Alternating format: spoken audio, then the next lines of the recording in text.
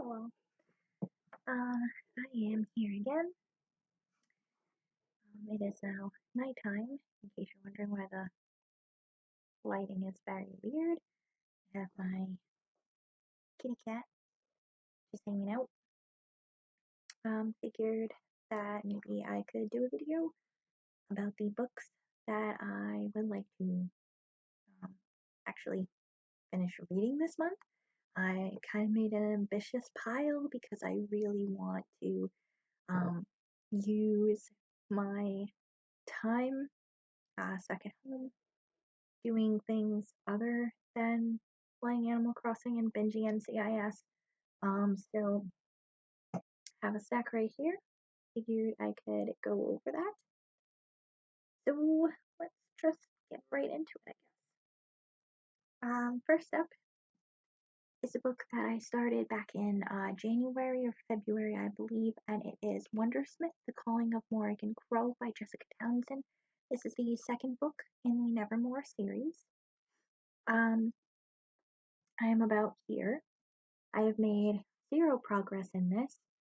I'm on page 157, and it's not that it's not interesting or anything like that. It's just I was right about there when all of this craziness hit, and suddenly it just wasn't what I really wanted to read. So I kind of put it aside. But I would like to get back into this to finish this tale of Morrigan, and kind of get ready for the third book, which comes out in, I think, August.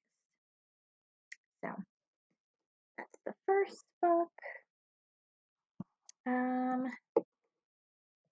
Next up is the Adventure Zone. A couple of the books that are on this list you'll probably have seen in my panicked book buying haul thing that I did. These are all books that I just kind of panic bought like a week or two ago. So this was one of them. It is the Adventure Zone. Here, there be Gremlins.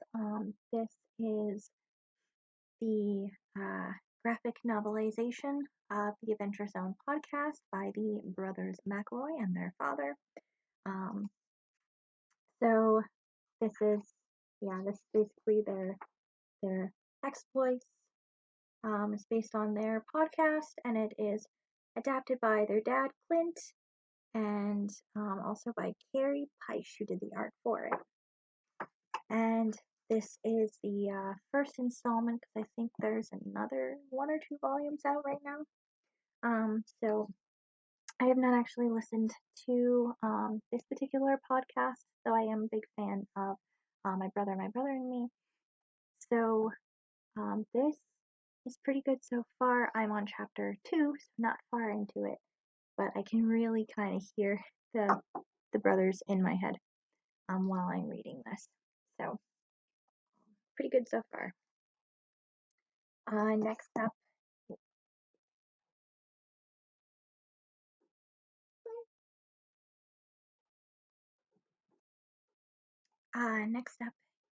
on my list of things I want to get read is the Back to the Future, the Heavy Collection.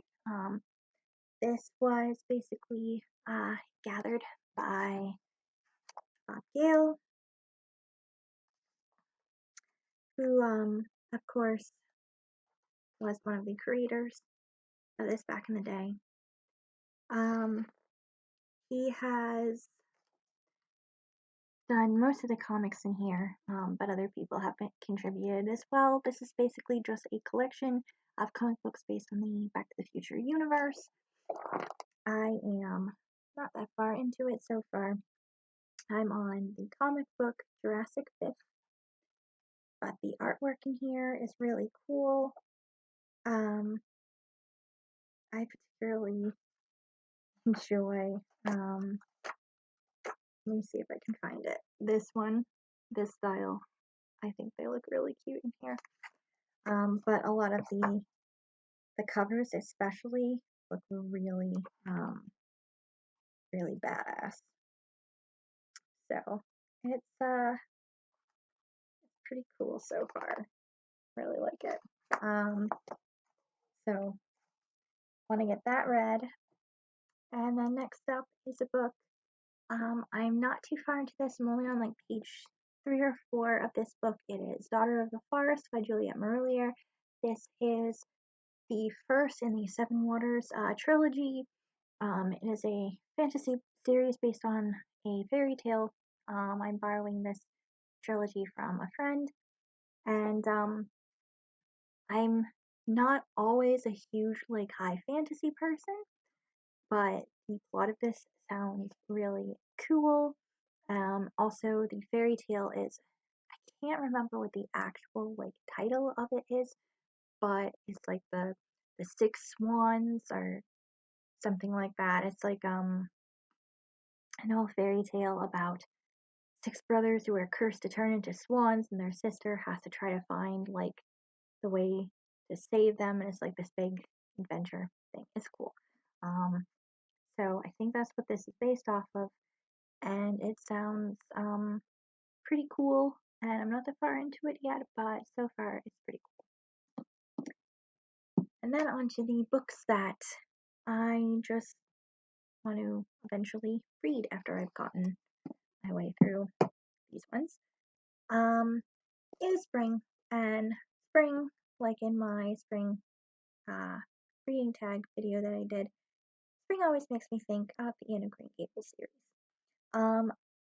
Even if the books are like largely in another season of the year, always, always, always makes me think of spring, and then like spring moving into like summer. So I have not reread this series in years. Like I think the last time I did that was maybe in like high school. So this month I would really like to read the first book, Anne of Green Gables, and kind of like make my way back into this world. And I would like to, over the course of the rest of the year, kind of read the other books in the series and just kind of finish this full reread. But trying to be a slightly not ambitious. I was going to say I'd try to read the first 2 this month, but I don't think that's going to happen like at all. So I'll just say I would like to read the first one in April. Next up, as far as like adventures go, I actually have like the next 3 books all have to do with some kind of like being stuck in a different place for at least a portion of the book. The first one being the Odyssey by Homer. I have read this a couple of times now. I remember reading this back when I was a teenager, and then I read it again in college for a mythology class, and it is definitely one of my favorite stories. I have been interested in this tale since I first saw the Wishbone episode of it when I was little, and I picked up this edition back in January, I think, when I went to Barnes & Noble. It was on sale. It is really buttery soft, and it's really pretty, and I can't find my old copy, so figured, well, if I'm going to buy myself a new copy of a book, I should probably read it. And since I can't go anywhere, I figure a nice adventure is the way to go. Next up is The Secret Garden by Frances Hodgson Burnett. I have seen lots of different adaptations of this, but I've never actually read the book. So I'm very interested in reading this. I also know that a large chunk of it has to do with like finding out secrets and being kind of stuck in this. Well, there's a character that's stuck in a creepy big old mansion for health reasons, so I figured, hey, that's appropriate, I suppose. So, yeah, this is on my list for this month. I'm hoping that it'll be actually really good because I really liked the movies I've seen of it. So, I hope the book is really fun. Next up, I would also like to read They Called Us Enemy by George Takei. I probably mentioned this in the book haul video I did, but this is kind of the illustrated biography of George Takei. a part of his childhood, going to the Japanese internment camp with his family, kind of being stuck in that situation during World War II. And I thought this was an appropriate read for the time. And yeah, this is next up on my list for this month as well, is to read this one. And then the last book on this kind of ambitious tower of mine is The Lost Causes of Leaf Creek by Rhett McLaughlin and Link Neal.